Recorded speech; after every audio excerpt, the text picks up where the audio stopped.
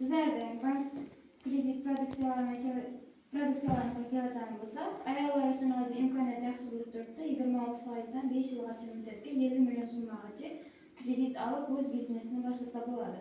Bu qanday? Masalan, tikuvchilik boshlayman desa, onlayn hozir ko'pchilikda onlayn kiyimlar sotish bo'yicha ham normalniy daromad qilyapti ayol kishilar. Kiyimlar sotib yoki bijuteriyalar bor, bo'lanja taqinchoqlar sotib.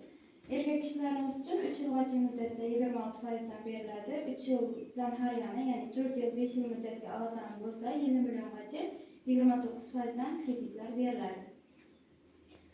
Keyin bizlarda omonatlar ham bor. Bular universal omonat bo'lib hisoblanadi. Bankka pul qo'yib turib, foizini ishlagan holda o'zingizga tushirib olishingiz mumkin yoki u foizni olmayman desangiz, bankka qo'yib, yana ustiga qo'shib foiz ishlatishingiz mumkin. Buning foizi 2 yil muddatga pul qo'yasiz, 20% hisob